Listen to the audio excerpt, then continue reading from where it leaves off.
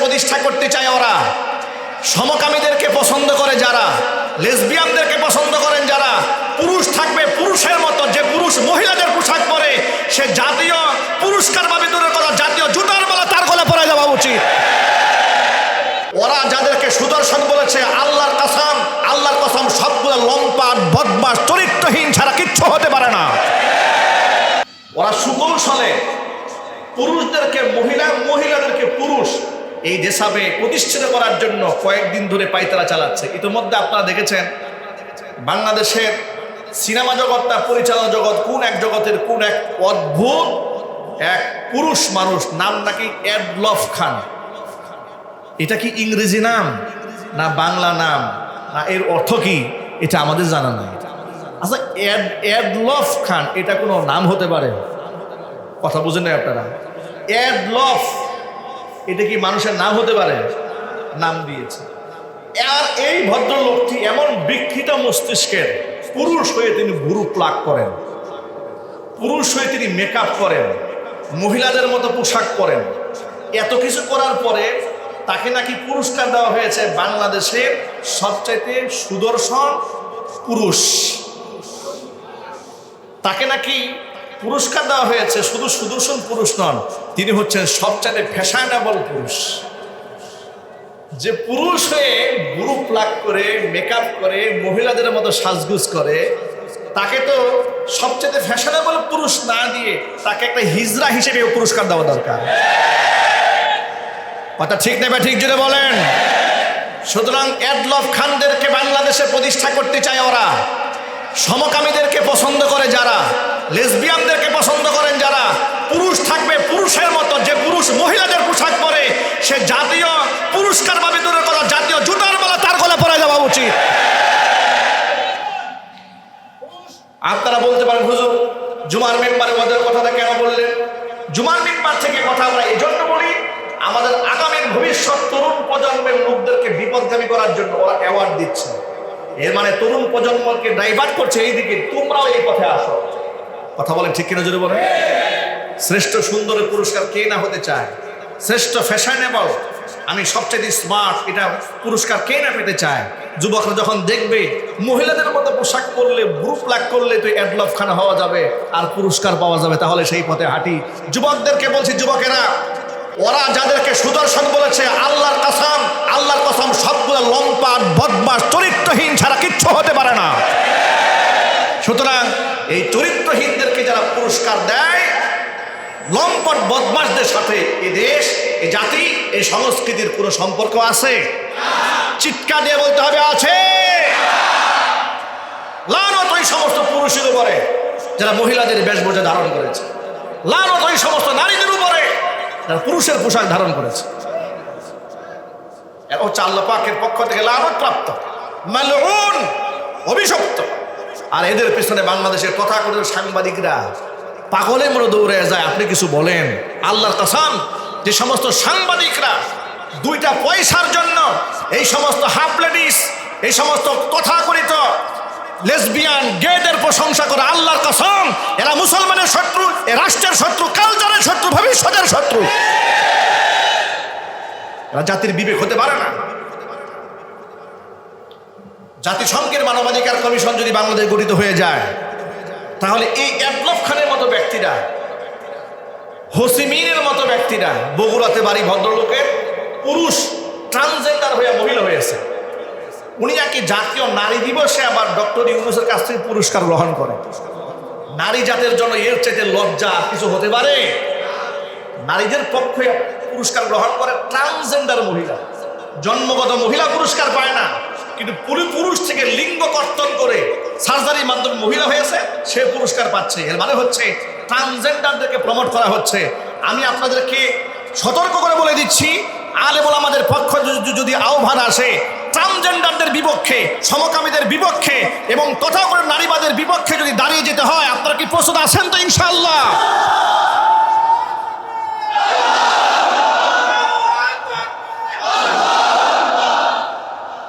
প্রিয় যুবক ভাইরা আমার, সুতরাং মানবাধিকার আমাদের শেখাতে হবে না।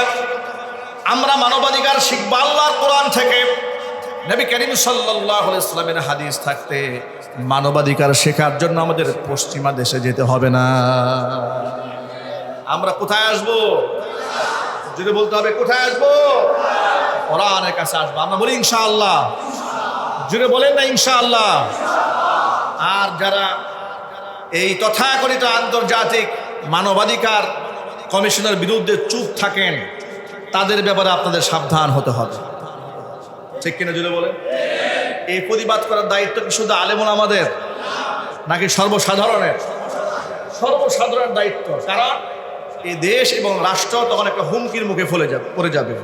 স্বাধীনতা, সার্বভৌমত্ব এটা অখণ্ড থাকবে না, এর মধ্যে ঝামেলা পাকবে। কোথায় আমি আপনাদেরকে বলি, দেখুন, জাতিসংঘের মানবাধিকার কমিশন গঠন হলো। আমাদের অঞ্চলে পাহাড়ি যারা আছে, দীর্ঘদিন ধরে তারা আলাদা একটা রাষ্ট্র চাচ্ছে, খ্রিস্টান রাষ্ট্র চাচ্ছে। এটা তো আপনারা নিশ্চয়ই জানেন, ঠিক না? আর জাতিসংঘ সব সময় যে সমস্ত ব্যক্তিরা পাহাড়ে পর্বতে এই সমস্ত বসবাস করে, তাদের অধিকার নিয়ে তারা বেশি কাজ করে। অসংখ্য এনজিও সংস্থা জাতিসংঘের অধীনে পরিচালিত হচ্ছে। তারা এখানে আসার পরে যখন তারা বলবে যে আমরা আলাদা একটা রাষ্ট্র চাই, তাদের পক্ষইয়া মানবাধিকারের কথা স্লোগান তুলে দেশকে তারা ভাগ করার পায় তারা চালাবে। ঠিক না ব্যাটিক জুড়ে বলেন? মানবাধিকারের কথা বলে এত মানবাধিকার তারা বিশ্ববাসীকে উপহার দিয়েছে। ফিলিস্তিনে অসংখ্য লোকেরা ক্ষুধার্ত অবস্থায় মরে যাচ্ছে। কথা বলেন না, জুড়ে বলেন। খাবারের জন্য যাচ্ছে, খাবার আনতে যাচ্ছে, সেখানে টার্গেট করে বোমা মেরে মানুষকে হত্যা করা হচ্ছে। কোথায় সে মানবাধিকার সংস্থা?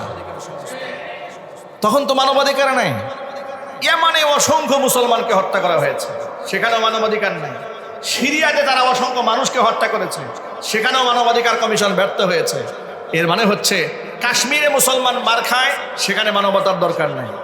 এরপরে চীনের উইঘুরে মুসলমানরা মার খেয়েছে, সেখানেও তার মানবাধিকারের কোনো প্রয়োজন নাই। রোহিঙ্গা মুসলমানদেরকে মেরেছে, সেখানেও মানবাধিকার কমিশনের প্রয়োজন হয় নাই। বাংলাদেশে এমন কি হয়েছে? বাংলাদেশের অবস্থা কি ফিলিস্তিনের চেয়ে খারাপ হয়েছে? কাশ্মীরের চেয়ে খারাপ হয়েছে? রোহিঙ্গাদের চেয়ে খারাপ হয়েছে? তাহলে আশ্চর্যের ব্যাপার হচ্ছে, ভারতে মুসলমানদেরকে এমনভাবে হত্যা করা হয়েছে, মুসলমানদের বাড়িঘর বুলডোজার দিয়ে ঘুরে দেওয়া হয়েছে। মানবাধিকার কমিশন সেখানে অফিস করতে পারেনি, ভারত সরকার পারমিশন দেয় নাই, পাকিস্তান সরকার পারমিশন দেয় নাই, শ্রীলঙ্কা পারমিশন দেয় নাই, এমনকি মায়ানমার পর্যন্ত এদেরকে পারমিশন দেয় নাই। বাংলাদেশে এমন কি হলো, হঠাৎ করে মানবাধিকার কমিশন এই উপমহাদেশের মধ্যে হঠাৎ করে বাংলাদেশ অফিস বানাতে হবে? এর মানে হচ্ছে বাংলাদেশটাকে তারা টার্গেট করেছে। আমাদের স্পষ্ট বার্তা, যে দেশের মুসলমানদের কাছে কোরআন আছে, ইসলাম আছে, মুসলমান ঐক্যবদ্ধ হয়ে যান। নাস্তিক বেঈমানদের তন্ত্রমন্ত্র শোনা বাদ দিয়ে দেন। আপনাদের প্রত্যেকের মুখে স্লোগান একটাই থাকবে, মানবাধিকার শিখবো কোরআন থেকে, রাষ্ট্র চলবো কোরআন দিয়ে। সাহস আছে দিলে? নাকি ভয় আছে আমেরিকার? ভয় আছে ভারতের? রাশিয়া চীনের ভয় আছে? রাশিয়া চীন ইউরোপ আমেরিকার দিকে মুখ ফিরিয়ে নিয়ে আফগানিস্তান আল্লাহর উপর তাওয়াক্কুল করে 20 বছর লড়াই করে পৃথিবীর পরাশক্তিকে তারা পরাজিত করতে সক্ষম হয়েছে।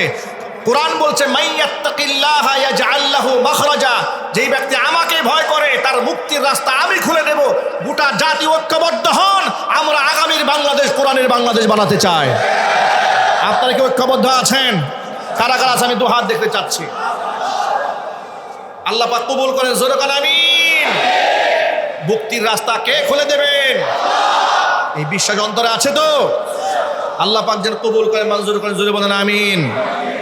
সুতরাং মানবতা শিখতে হবে ইসলাম থেকে, কোরআন থেকে। ইহুদি খ্রিস্টানদের কাছ থেকে আমরা মানবতা শিখতে চাই না। ইতিপূর্বেও বাংলাদেশ বহুবার মানবিকভাবে বিধ্বস্ত হয়েছে, মানবাধিকার লঙ্ঘিত হয়েছে, এতে কোনো সন্দেহ নেই। আমার জানার খুব আগ্রহ ছিল, হঠাৎ করে মানবাধিকার এই কমিশনের, হাই কমিশনের অফিস বাংলাদেশে আসার কারণ কি হতে পারে? আমরা লক্ষ্য করে দেখেছি, যত জায়গা থেকে আমরা তথ্য উপাত্ত সংগ্রহ করেছি, সব জায়গা থেকে জবাব এসেছে যে বাংলাদেশে বিচার বহির্ভূত হত্যাকাণ্ড ঘটেছে বহুবার। বিনা অপরাধে মানুষদেরকে হত্যা করা হয়েছে, গুম করা হয়েছে, খুন করা হয়েছে। রাজনৈতিক ভিন্নমত থাকার কারণে তাদেরকে জেলখানায় আটকে রেখে নির্মমভাবে শহীদ করা হয়েছে। এমনকি দিনদার অসংখ্য মানুষদেরকে বিনা অপরাধে জঙ্গি নাটক সাজিয়ে সিনেমাটিক কায়দায় গ্রেফতার করে বছরের পর বছর আটকে রেখে নির্মম নির্যাতন চালিয়ে দুনিয়া থেকে বিদায় করা হয়েছে, ঠিক কিনা? এই জন্য জাতিসংঘ বাংলাদেশে মানবাধিকার পরিস্থিতি পর্যবেক্ষণের জন্য অফিস করার সিদ্ধান্ত গ্রহণ করেছে। স্বাভাবিক দৃষ্টিকোণ থেকে তো ভালোই মনে হচ্ছে যে মানবিক বিপর্যয় ঘটেছে, মানবাধিকার লঙ্ঘিত হচ্ছে, এটা যেন না হয়। আন্তর্জাতিক একটা সংস্থা আমাদের পর্যবেক্ষণ করলে অসুবিধা কোথায়? এটা স্বাভাবিক বা সাধারণ মানুষের মনোভাব। কিন্তু ইতোমধ্যে আপনারা লক্ষ্য করেছেন বাংলাদেশের ইসলামপন্থী যতগুলো রাজনৈতিক দল আছে, এমনকি অনইসলামিক রাজনৈতিক যারা ব্যক্তিবর্গ রয়েছেন, তারাও অনেক ক্ষেত্রে এই মানবাধিকার, জাতিসংঘের মানবাধিকার কমিশনের অফিস যেন ঢাকাতে না হয়, বাংলাদেশে না হয়, এই ব্যাপারে তারা আন্দোলন করেছে। অনেকে আমার কাছে ব্যক্তিগত জানতে চেয়েছেন যে মানবাধিকার মানে কি। আমি বললাম মানুষের অধিকার, হিউম্যান রাইটস, মানুষের মানবিক অধিকার যেটা, এটাই বল। তাহলে এই অধিকারের রক্ষার জন্য কোনো অফিস আসলে অসুবিধাটা কি? তো ভালো দিক আমি আপনাদের কাছে কয়েকটা পজিটিভ দিক উল্লেখ করব। এর সাথে সাথে কেন ওলামারা বাধা হয়ে দাঁড়িয়েছেন সেই বিষয়টি আপনাদের সামনে আমরা পরিষ্কার করবো। আমরা বলি ইনশাআল্লাহ। দেখুন, কোরআন শাশ্বত জীবন ব্যবস্থা। মানবাধিকার বলতে পৃথিবীবাসী কি বুঝে? মানবাধিকার বলতে জাতিসংঘ যা বুঝে, অনেক ক্ষেত্রে ইসলামের সাথে তার কন্ট্রাডিকশন রয়েছে। আপনারা বিগত স্বৈরাচারের আমলেও দেখেছেন, আমাদের বাংলাদেশেও কিন্তু জাতীয় মানবাধিকার কমিশন আছে, আছে না? যদি বলুন আছে না? মানবাধিকার সংগঠন বাংলাদেশে রাষ্ট্রীয়ভাবে আছে না? আছে। কিন্তু বিগত জীবনে যত গুম হয়েছে, যত খুন হয়েছে, মানবতা বিরোধী অপরাধ সংগঠিত হয়েছে বিগত 16 বছরে, এই মানবাধিকার কমিশনের চেয়ারম্যান বড় বড় মুসওয়ালা, যতবার মিডিয়াতে দেখেছি ততবার দেখেছি যে ইসলামের সাথে কন্ট্রাডিকশন, ইসলামের বিরোধ হয়ে দাঁড়িয়েছে যে বিষয়গুলো, সেই বিষয়গুলোকে প্রতিষ্ঠার জন্য মানবাধিকারের স্লোগান দিয়ে তিনি দাঁড়িয়েছেন। কিন্তু প্রকৃত মানুষের অধিকারকে রক্ষা করার জন্য তাদেরকে আমরা কখনো দাঁড়াতে দেখি নাই, ঠিক কিনা জোরে বলো? আমি মনে করি যে দেশের অধিকাংশ মানুষ মুসলমান, 90 থেকে 92% মানুষ মুসলমান, সে দেশে মানবাধিকার কমিশন এসে আমাদেরকে মানবতা শেখাবে, এটা আমাদের জন্য লজ্জা, এটা আমাদের শরমের। আমরা মানবাধিকার শিখবো কোরআন থেকে, ইসলাম থেকে, আল্লাহ রাসূল সাল্লাল্লাহু আলাইহি ওয়াসাল্লাম থেকে, ঠিক কিনা জোরে বলেন? সবেমাত্র 1948 সালে মানবাধিকার সংস্থা পৃথিবীতে প্রতিষ্ঠিত হলো। আর মানবাধিকার সংস্থা প্রতিষ্ঠা হওয়ার পরে 10 ডিসেম্বর আন্তর্জাতিক মানবাধিকার দিবস পালিত হচ্ছে। এর মানে হচ্ছে এখনো পর্যন্ত 100 বছর পূর্ণ হয় নাই মানবাধিকার সংস্থা পৃথিবীতে প্রতিষ্ঠিত হয়েছে। কিন্তু মানবাধিকার সংস্থা মানুষের অধিকার প্রতিষ্ঠার জন্য যতগুলো দিক উল্লেখ করেছে, তার চেয়েও বিস্তারিত দিক উল্লেখ করে 1500 বছর আগে মানুষের অধিকার প্রতিষ্ঠার জন্য ইসলাম কথা বলেছে। এই জন্য আমরা সবসময় বলি মানবাধিকার শেখার জন্য আমাদেরকে পশ্চিমা যেতে হবে না, মানবাধিকার শেখার জন্য আমাদেরকে কোরআনের কাছে আসতে হবে। দুঃখজনক বাস্তবতা, সমাজের অনেক রাজনীতিবিদরা আমেরিকা থেকে আগত জাতিসংঘের মানবাধিকার কমিশনের বিরুদ্ধে কিছু বলেন না। তারা মনে মনে ভাবেন আমেরিকা যদি আমাদের সাপোর্টে না আসেন তাহলে ক্ষমতার রাজনীতি আমরা কিভাবে করব। এই জন্য তারা কৌশলগত দিকে এই বিষয়টি চুপচাপ থাকেন। তাদেরকে বলবো, এই দেশের মানুষ এখন বিশ্বাস করে ইউরোপ এবং আমেরিকা কিংবা ভারত কাউকে ক্ষমতায় বসাতেও পারবে না, কাউকে নামাতেও পারবে না। এদেশের মানুষ প্রতিবাদ করতে শিখেছে, জীবন দিতে শিখে গেছে। এদেশের মানুষের ভাগ্য নির্ধারিত হবে আল্লাহর রহমতে। আল্লাহর উপর তাওয়াক্কুল নিয়ে এদেশের মানুষ নিজেরাই সিদ্ধান্ত গ্রহণ করবে ক্ষমতায় কে যাবে আর ক্ষমতায় কে নামবে। আমেরিকাও বসাতে পারবে না, ভারতও বসাতে পারবে না, ভারত রক্ষা করতে পারবে। এখনো পর্যন্ত কিছু লোকেরা ভারতের প্রশংসা করেন, রাজনীতিবিদেরা বন্ধু বন্ধু বলে উল্লেখ করেন। আমার অবাক লাগে, তারা মনে মনে ভাবেন যদি ক্ষমতায় যেতে হয় ভারতকে বন্ধু বানিয়ে একটু সাপোর্ট নিয়েই তো যেতে হবে। আমরা তাদেরকে স্পষ্ট বার্তা জানিয়ে দিতে চাই, মানবাধিকার লঙ্ঘিত হয়েছে বিগত স্বৈরাচারীর আমলে। মানবাধিকার লঙ্ঘন করার কারণেই জুলাই আগস্টের বিপ্লব সাধন হয়েছে। মানবতার পক্ষে দেশের মানুষ লড়াই করেছে। সুতরাং মানবাধিকার এই জাতিকে আর শেখাতে হবে না। এই জাতির ভবিষ্যৎ নির্ণয় করবে এই জাতি নিজেরাই। কোরআন সামনে নিয়ে আগামীর দিনগুলো তারা এগিয়ে যাবেন, আল্লাহর কোরআন থেকেই সিদ্ধান্ত গ্রহণ করবেন। মানবাধিকার তখনই প্রতিষ্ঠিত হবে দেশে যেদিন আল্লাহ পাকের কোরআনের রাজ বাংলাদেশে কায়েম হবে, এর আগে প্রতিষ্ঠিত হবে না। মানবাধিকারের ব্যাপারে ইসলাম কি বলেছে, কোরআন কি বলেছে লক্ষ্য করেন। আল্লাহ রাব্বুল আলামিন সর্বপ্রথম মানুষ সৃষ্টির গুরুত্ব, তাৎপর্য, তার মর্যাদার ব্যাপারে বলেছেন।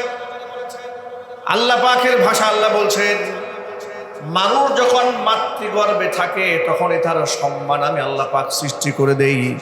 সুতরাং মাতৃগর্ভে থাকা অবস্থায় কোনো ভ্রূণ আকারেও যখন মানুষ থাকে তার অধিকার ইসলাম নিশ্চিত করে বলে দিয়েছেন, ভ্রূণকেও তোমরা হত্যা করতে পারবে না। সুবহানাল্লাহ পড়েন। এই মাসআলা আমাদের সামনে ক্লিয়ার থাকা উচিত। মায়ের গর্ভে বাচ্চা চলে আসছে, ইচ্ছায় কিংবা অনিচ্ছায় আসার পরে বাবা মা বসে সিদ্ধান্ত গ্রহণ করে, কিংবা শ্বশুর কিংবা শাশুড়ি বলে সবে মাত্র বিয়ে হয়েছে, এখনই বাচ্চা কাচ্চা হয়ে গেলে আনন্দ ফুর্তি করবা বলে। সুতরাং বাচ্চা গর্ভে চলে এসেছে, এটা ঔষধ দিয়ে কিংবা অ্যাবর্শন করে বাচ্চা ফেলে দাও। বাস্তবতা আছে না নাই? কিংবা এক বাচ্চার মা হয়েছে, 2 বছর 3 বছর পর বাচ্চা আরেকটা গর্ভে এসছে, বাবা মা বলে যে না এখনই আমাদের বাচ্চা নেওয়ার সময় হয় নাই, বাচ্চা চলে আসছে, 3 মাস হয়ে গেল, 3 মাস আর 4 মাস বুঝি না, অ্যাবর্শন করে ফেলে দাও। অসংখ্য বাচ্চাদেরকে অ্যাবর্শন করে হসপিটালে শিশুকালে বাচ্চাকে হত্যা করা হচ্ছে, কেচি দিয়ে তার হাড়গুলোগুলোকে টুকরা টুকরা করে বের করে আনা হচ্ছে। মানুষ জন্মগতভাবেই সম্মানিত, কিন্তু এই ভ্রূণ হত্যার বিরুদ্ধে পৃথিবীর কোনো মানবাধিকার সংস্থা কথা বলে নাই। কিন্তু জন্মগতভাবেই তার সম্মান রক্ষা করার জন্য ইসলাম বলেছে খবরদার। মানুষ কেন বাচ্চাদেরকে হত্যা করে লক্ষ্য করেন? হয়তো এই চিন্তা করে বাচ্চা আসলে আমি খাওয়াবো কি, পড়াবো কি, লেখাপড়া করাবো কিভাবে, লালন পালন করবো কিভাবে, রিজকের জন্য দশা দেখা দেবে, চিন্তা করে মানুষ বাচ্চা হত্যা করে। কোরআন বলে দিয়েছে খবরদার, লা তাকতুলু আওলাদাকুম খাশিয়াতা ইমলাক, দারিদ্রতার ভয়ে তোমরা সন্তানকে হত্যা করো না। নাহনু নারযুকুহুম ওয়া ইয়্যাকুম, আমি তোমাদেরকে যেভাবে রিজিক দান করি ওই সমস্ত বাচ্চাদেরকে আমি আল্লাহ পাক সেইভাবে রিজিক দান করবো। জোরে বলেন সুবহানাল্লাহ। সুতরাং যে আল্লাহ আমি তোমাদেরকে রিজিক দান করতে পারি, তোমার সন্তানের রিজিকের দায়িত্ব তোমাদের উপর নয়, তোমার সন্তানের রিজিকের দায়িত্ব কার উপরে? আল্লাহ পাকের উপরে। সুতরাং তোমরা দারিদ্রতার ভয়ে সন্তান হত্যা করো। গেল 1 নম্বর, জন্মগতভাবে তার সম্মান ইসলাম রক্ষা করছে। জাহিলি যুগে বাচ্চা জন্ম হওয়ার পরে মেয়ে মানুষদেরকে তারা হত্যা করত। ইসলাম বলল, ওয়াইদাল মাউদাতু সুইলাত বিআইয়ি যামবিন কুতিলাত, যাদেরকে বিনা অপরাধে বাচ্চাদেরকে হত্যা করে কবরে মাদফন করা হয়েছে, মাটি চাপা দেওয়া হয়েছে, কিয়ামতের ময়দানে বাচ্চাগুলাকে দাঁড় করায় দেওয়া হবে আর বলা হবে বিআইয়ি যামবিন কুতিলাত, কোন অপরাধে এদেরকে হত্যা করা হয়েছিল। অপরাধটা কিটা? যে বাচ্চাকে মারা হয়েছে তার কোন অপরাধে হত্যা করা হয়েছে। সুতরাং প্রথমে লক্ষ্য করে ইসলাম যখন সে ভ্রূণ আকারে মাতৃগর্ভে থাকে মানুষের মর্যাদা রক্ষা করেছে, পৃথিবীতে আসার পরে বেঁচে থাকার অধিকারকে নিশ্চিত করেছে। শুধু কি তাই, কোরআন বলে দিয়েছে ওয়াইযা বুশিরা আহাদুহুম বিল উনসা যাল্লা ওয়াজহুহু মুসওয়াদ্দান ওয়া হুয়া কাযীম ইয়াতাওয়ারা মিনাল কওমি মিন সুই মা বুশিরা বিহি আয়ুমসিকুহু আলা হুনিন আম ইয়াদুসসুহু ফিত তুরাব আলা সাআ মা ইয়াহকুমুন। তাদেরকে যখন কন্যা সন্তানের সুসংবাদ দেওয়া হলো তোমার মেয়ে সন্তান হয়েছে, যাল্লা ওয়াজহুহু মুসওয়াদ্দান, তৎকালীন যুগের মানুষের চেহারা চিন্তায় কালো হয়ে যেত, পেরেশানিতে মনে মনে ভাবতো ইয়াতাওয়ারা মিনাল কওমি, আমি এলাকার মানুষদেরকে মুখ দেখাবো কি করে, এই চিন্তা করে তারা লজ্জায় এলাকার মানুষ থেকে মুখ দেখাতো না, আড়াল করে রাখতো মুখ মানুষদের থেকে। আর মনে মনে ভাবতো আয়ুমসিকুহু আলা হুনিন, লোকেরা বলবে তোর মেয়ে হয়েছে, তোর কপাল খারাপ। এই সমস্ত কথা শুনে লাঞ্ছনা গঞ্জরা বরদাস্ত করে আমার মেয়েটাকে কি আমি বাঁচাই রাখবো, আমি দুসসুহু ফিত তুরাব, নাকি মাটির নিচে পুঁতে ফেলবো? জোরে বলেন নাউজুবিল্লাহ। আল্লাহ বললেন আলা সাআ মা ইয়াহকুমুন, তাদের এই ফয়সালা কতটা নিকৃষ্ট ছিল। ইসলাম প্রমাণ করে দিল ভ্রূণ থাকা অবস্থায় মানুষের মর্যাদা রয়েছে, জন্ম হওয়ার পরে তার অধিকার নিশ্চিত হয়েছে। ছেলে হোক কিংবা মেয়ে হোক, উভয়ের মর্যাদা ইসলাম রক্ষা করে বলেছেন। এবং বাচ্চা দুনিয়াতে আসার পর তাকে যেন মা বুকের স্তন্য পান করে তার জীবনটা বাঁচায়, তার গুরুত্ব ইসলাম কোরআন দিয়ে দিয়েছে। কোরআন বলে দিয়েছে ওয়াল ওয়ালিদাতু ইউরজি'না আওলাদাহুন্না হাওলাইনি কামিলাইনি লিমান আরাদা আন ইউতিম্মার রাদা, নিশ্চয়ই অবশ্যই মেয়েরা তাদের সন্তানদেরকে পরিপূর্ণ 2 বছর দুগ্ধ দান করবে। জোরে বলেন সুবহানাল্লাহ। বাচ্চাকে দুগ্ধ পানে এই বাচ্চাকে লালিত পালিত করতে হবে পূর্ণ 2টা বছর, হাওলাইনি কামিলাইন, মা তার সন্তানকে দুগ্ধ পান করাবে। সুবহানাল্লাহ বলবেন না? ইসলাম এক থেকে শুরু থেকে ধারাবাহিকভাবে এভাবে একটা মানুষের মর্যাদাকে রক্ষা করেছে। ইসলাম বলেছে পৃথিবীতে আমার যত সৃষ্টিকুল আছে সমস্ত সৃষ্টির মধ্যে তোমরা তো প্রশংসা করো চাঁদের, প্রশংসা করো তোমরা তারকার, প্রশংসা করো তোমরা বৃক্ষরাজি তরুলতার, ঝর্ণা, পাহাড়, পর্বতের। মনে রেখো পৃথিবীতে আমার যত সৃষ্টিকুল আছে সমস্ত সৃষ্টিকুলের মধ্যে সর্বশ্রেষ্ঠ সুন্দর করে আমি মানুষ সৃষ্টি করেছি। পৃথিবীতে মানুষ ফুলের প্রশংসা করে, চাঁদের প্রশংসা করে, পাহাড় এবং ঝর্ণার প্রশংসা করে। কোরআন বলছি লাকাদ খালাকনাল ইনসানা ফি আহসানি তাকবীর, মানুষদেরকে দুনিয়ার মধ্যে যত সৃষ্টি আছে সমস্ত সৃষ্টির মধ্যে সবচেয়ে বেশি সুন্দর করে আমি আল্লাহ পাক তৈরি করেছি। যদি বলেন সুবহানাল্লাহ। শুধু সুন্দর করে বানিয়েছি তা নয়, হোক সে মুসলিমের ঘরে তার জন্ম কিংবা অমুসলিমের ঘরে জন্ম হোক না কেন, মানুষ হিসেবে তার সম্মানকে এভাবে রক্ষা করেছি। ওয়ালাকাদ কাররামনা বানি আদম ওয়া হামালনাহুম ফিল বাররি ওয়াল বাহরি ওয়া রাযাকনাহুম মিনাত তাইয়্যিবাতি ওয়া ফাদ্দালনাহুম আলা কাসীরিন মিম্মান খালাকনা তাফদীলা। সুবহানাল্লাহ বলেন ওয়ালাকাদ কাররামনা বানি আদম, বনি আদমকে আমি সম্মান দিয়েছি, সৃষ্টির মধ্যে সবচেয়ে সম্মানিত করেছি। ওয়াফাদ্দালনাহুম আলা কাসীরিম মিম্মান খালাকনা তাফদীলা, আমি আমার সৃষ্টির মধ্যে সবচেয়ে বেশি সম্মানিত আমি মানুষকে বানিয়েছি। একদিক থেকে মানুষের ভ্রূণের মর্যাদা রক্ষা করেছেন, জন্মগত অধিকার রক্ষা করেছেন, নারী কিংবা পুরুষ হয়ে জন্মগ্রহণ করুক তার মর্যাদা রক্ষা করেছেন, এমনকি তার বেঁচে থাকার অধিকারকে নিশ্চিত করা হয়েছে। মা যেন হাসি মুখে সন্তানকে দুগ্ধ পান করান।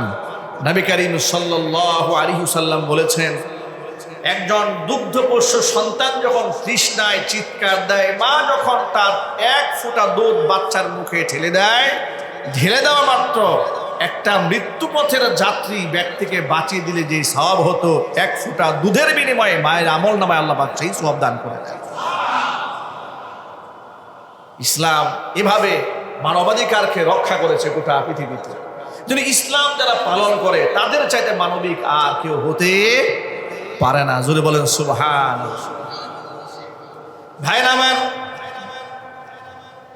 এই দুনিয়ার মধ্যে পশ্চিমারা যখন মানবাধিকারের স্লোগান তুলল 1948 সালে, এই স্লোগান তারা কেন তুলেছে লক্ষ্য করেন। ওরা যখন আল্লাহর দেওয়া জীবন বিধান থেকে মুখ ফিরিয়ে নিয়েছে, ব্যক্তিকেন্দ্রিক চিন্তা করেছে, বুদ্ধিভিত্তিক প্রচেষ্টা চালিয়েছে, তখন তার সমাজের মধ্যে দেখেছে নারী অধিকার লঙ্ঘিত হচ্ছে, পুরুষের অধিকার লঙ্ঘিত হচ্ছে, কৃষকের অধিকার লঙ্ঘিত হচ্ছে, শ্রমিকের অধিকার লঙ্ঘিত হচ্ছে। এই জন্য তারা মানবাধিকার দিবস বানিয়েছে। কিন্তু তারা মানবাধিকার বিষয়গুলোকে নির্ণয় করেছে বুদ্ধিভিত্তিকভাবে। আর ইসলাম মানুষকে মানবাধিকার দিয়েছে আল্লাহর পক্ষ থেকে। যদি বলেন সুবহানাল্লাহ। মানুষের চিন্তার মধ্যে ভুল হতে পারে, কিন্তু আল্লাহর দেওয়া সিদ্ধান্তে কি ভুল হওয়ার কোনো সম্ভাবনা আছে? আরো জোরে বলুন। খুব সহজে বোঝার জন্য বলি, এটা একটা মাইক্রোফোন। এই মাইক্রোফোনে যদি কোনো প্রবলেম হয়, এটা কিভাবে, কতদিন, এর লংজিভিটি কতটুকুন আছে, কতটুকুন এটা লাস্টিং করবে, কিভাবে ইউজ করতে হবে, যিনি বানিয়েছেন তিনি ভালো বুঝবেন নাকি আমরা বাহির থেকে ভালো বুঝতে পারবেন? নিঃসন্দেহে যিনি আবিষ্কার করেছেন তিনি ভালো বুঝেন। মানুষ সৃষ্টি করেছেন কে? আরো জোরে বলুন। সুতরাং মানুষের অধিকারের ব্যাপারে আল্লাহর চাইতে উত্তম সিদ্ধান্ত কি পৃথিবীতে আর কেউ দিতে পারে? পারবে। এই জন্য পশ্চিমা দেশগুলোর মধ্যে মানবাধিকারের স্লোগান ওঠার পরেও তারা নিজেদের দেশে মানবাধিকার রক্ষা করতে পারে না। কথা ঠিক না বা ঠিক যদি বলে? পৃথিবীতে যতগুলো দেশে মানবাধিকার কমিশন গঠিত হয়েছে, কোথাও তারা মানবাধিকার প্রতিষ্ঠা করতে পারে না। ইসলাম যদি কোনো জায়গায় প্রতিষ্ঠিত হয়, সেখানে মানবাধিকার প্রতিষ্ঠিত হয়। তার উজ্জ্বল দৃষ্টান্ত বর্তমানে আফগানের মাটিতে তাকিয়ে দেখেন। সেখানে ইমারত আল ইসলামী আফগানিস্তান শরিয়া আইন কায়েম করার কারণে গোটা পৃথিবীর মধ্যে, গোটা বিশ্বের মধ্যে সবচেয়ে নিরাপদ ওই দেশটি হয়েছে যে দেশে ইসলাম প্রতিষ্ঠিত হয়েছে। আল্লাহু আকবার বলে। কয়েকদিন আগে দেখেছি পত্রিকার রিপোর্টে, সেখানে বিগত 4 বছর হয়েছে, প্রায় 2020 সালে তো তারা ক্ষমতায় এসছে, প্রায় 5 বছর হতে চলল। এই 4-5 বছরের মধ্যে 2 থেকে 3 জন মানুষ রাস্তাঘাটে খুন হয়েছে, এমন ঘটনা তারা দেখতে পায়। একটা নারী ধর্ষিতা হয়েছে তালিবান ক্ষমতা আসার পরে, এমন কোন ইতিহাস আফগানের মাটিতে ঘটে নাই। আল্লাহু আকবার বলবেন না? সুবহানাল্লাহ বলেন। পলিথিনের মধ্যে ভরে বস্তাভর্তি টাকা নিয়ে ওপেন রাস্তায় তারা হাঁটাচলা করে, ভয় নাই আমার টাকায় কেউ হাত দিবে, এই সাহস আফগানের মাটিতে কারণ নেই। আর আপনি পকেটে রাখবেন কেন? ব্যাংকে রাখবেন, ব্যাংকের স্বর্ণ তামা হয়ে যায়, রিজার্ভ ফাঁকি হয়ে থাকা হয়ে যায়। কথা বলে না কেন? ব্যাংক দেউলিয়া হয়ে যায়। সুতরাং পুঁজিবাদী অর্থ ব্যবস্থা মানুষকে চুর উপহার দিয়েছে, ডাকাত আর খুনি উপহার দিয়েছে, ধর্ষক লম্পট উপহার দিয়েছে। ইসলাম মানুষকে মানবাধিকার শিখিয়েছে। আমার প্রিয় যুবক ভাইয়েরা, সুতরাং মানুষের অধিকার ইসলাম দিয়েছে, কোরআন বলে দিয়েছে, মানুষের সম্মান রয়েছে। ইসলাম এত বেশি সম্মান দিয়েছে, নবী করিম সাল্লাল্লাহু আলাইহি ওয়াসাল্লাম বলেছেন, মাল্লা ইয়ারহামিন নাস লা ইয়ারহামুহুল্লাহ।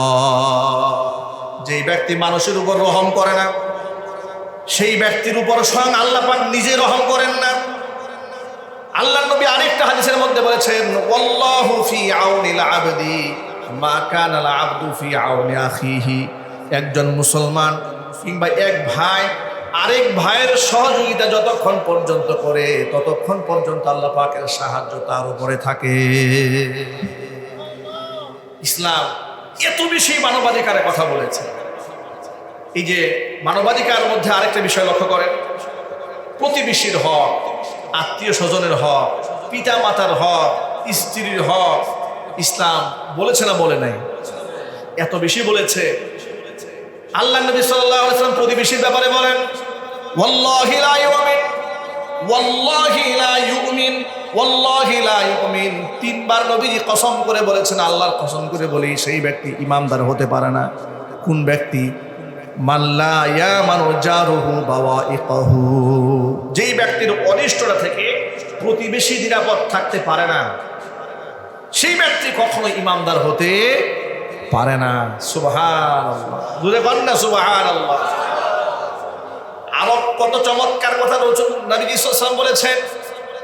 হুজুর বলেন, লা ইউমিনু আহাদুকুম হাত্তা ইউহিব্বা লিআখিহি মা ইউহিব্বু লিনাফসিহি। ততক্ষণ পর্যন্ত তোমাদের কেউ ইমানদার হতে পারবে না যতক্ষণ পর্যন্ত নিজের জন্য যা ভালো মনে করো অপরের জন্য সেটা ভালো মনে না করবে। নিজের জন্য যা উত্তম মনে করো অপরের জন্য সেটা উত্তম মনে করতে পারবে। সুবহানাল্লাহ। এর চেয়ে মানবতার উজ্জ্বল দৃষ্টান্ত পৃথিবীতে আর কিছু হতে পারে? আরো যদি বলুন, হতে পারে? আফসোস, যারা এই সমস্ত আদর্শ বিশ্বাসী তাদেরকে পশ্চিমা থেকে মানবাধিকার শেখানোর জন্য পায়তারা চালানো হচ্ছে। আমরা বলবো, মানবাধিকার সংস্থা, আন্তর্জাতিক মানবাধিকার সংস্থা জাতিসংঘের এই কমিশনটি গোটা পৃথিবীর মধ্যে সফলতার পরিচয় বহন করতে পারে নাই, সব জায়গায় তারা ব্যর্থতার পরিচয় দিয়েছে। ঠিক না ব্যাঠিক যদি বলে? তারা এই জাতিসংঘ তৈরি করেছে আর মানবাধিকার সংগঠন তৈরি করেছে একমাত্র অমুসলিমদের অধিকারকে রক্ষা করার জন্য। মুসলিমদের অধিকার রক্ষা জাতিসংঘ পৃথিবীতে কোনো ভূমিকা রাখতে পারে না। কথা ঠিক না ব্যাঠিক যদি বলে? ওরা কোনো অধিকার রাখতে পারে না। সুতরাং শুনতে ভালো লাগলেও যে আমাদেরকে মানবতা শিখাতে আসবে, কিন্তু এর অন্তর্নিহিত বিষয়টা বড় মারাত্মক। কেমন মারাত্মক একটু লক্ষ্য করেন। আমরা যারা মুসলমান, আমরা বিশ্বাস করি ইসলাম যে দর্শন আমাদেরকে দিয়েছে এর মধ্যে রয়েছে মানবতা। পক্ষান্তরে আন্তর্জাতিক মানবাধিকার সংস্থা আপনাদেরকে বোঝাবে ওদের কাছে মানবাধিকার বলতে কি কি বোঝায়। আমার কাছে মানবাধিকার হচ্ছে নারী তার মর্যাদা পাবে, পুরুষ তার মর্যাদা পাবে। কোনো পুরুষ মহিলার মর্যাদা পাবে না, কোনো মহিলা পুরুষের মর্যাদা পাবে না। কথা ঠিক না ঠিক যদি বলেন? প্রত্যেকে আপন আপন জায়গায় ন্যায্য অধিকার পাবে। পৃথিবীতে মানুষের স্বাধীনতা আছে, তবে সেই স্বাধীনতা উন্মুক্ত নয়, সেই স্বাধীনতা কোরআন সুন্নাহ দ্বারা সীমাবদ্ধ। কথা ঠিক নেবে ঠিক যদি বলেন? আর পশ্চিমা মানবাধিকার সংস্থা মানুষকে এমন স্বাধীনতা দিয়েছে, পুরুষ ইচ্ছা করলে মহিলাদের ড্রেস পরে ঘুরে বেড়ায়, মহিলা ইচ্ছা করলে পুরুষের ড্রেস পরে ঘুরে বেড়ায়। এটা হচ্ছে মানবাধিকার, এটার নাম নাকি স্বাধীনতা। নবী করিম সাল্লাল্লাহু আলাইহি ওয়াসাল্লাম ১৫০০ বছর আগে বলেছেন, ওই সমস্ত পুরুষের উপর আল্লাহ পাকের লানত যেই পুরুষ মহিলাদের ড্রেস আপ করেছে। অনুরূপভাবে ওই সমস্ত মহিলাদের উপর আল্লাহ পাকের লানত যে সমস্ত মহিলারা পুরুষের পোশাক পরেছে। ইতিমধ্যে আপনারা বাংলাদেশে লক্ষ্য করেছেন, বাংলাদেশে একটি সংখ্যাগরিষ্ঠ মুসলিম দেশ। এই দেশে সমকামী, ট্রান্সজেন্ডার, LGBTQ এবং লেসবিয়ান অর্থাৎ যারা সমকামিতা করে বেড়ায়, এদের একটা প্রপাগান্ডা বাংলাদেশে চালু করার জন্য তারা অনেক অনেক চেষ্টা চালাচ্ছে। সে সচেতন মহল, আলেম ওলামাদের প্রতিবাদের মুখে সমকামীরা এই দেশে মাথা চারা দিয়ে দাঁড়াতে পারছে না। ঠিক কিনা বলেন? সমকামী মানে পুরুষ পুরুষকে বিবাহ করবে, নারী নারীকে বিবাহ করবে। মানবাধিকার কমিশন যদি বাংলাদেশে গঠিত হয়ে যায়, তখন তারা বলবে এই সমকামীরা সব মানবাধিকার কমিশনের কাছে আশ্রয় গ্রহণ করে বলবে, দেখুন আমরা স্বাধীন জীবন যাপন করতে চাই, কিন্তু এই হুজুরদের কারণে আমরা স্বাধীন জীবন যাপন করতে পারি না। এখানে দেশটা একটা যুদ্ধের দিকে তারা ঠেলে দেবে। তখন তারা মানবাধিকারের নামে তারা কওমে লূতের সেই অভিশপ্ত কর্মকাণ্ড অর্থাৎ সমকামিতা, হোমোসেক্সুয়ালিটি বাংলাদেশে মানবাধিকারের স্লোগান দিয়ে প্রতিষ্ঠা করা আন্দোলন করতে পারে। সুতরাং সেই সুযোগ ইনশাআল্লাহ বাংলা মাঠে দেওয়া হবে না।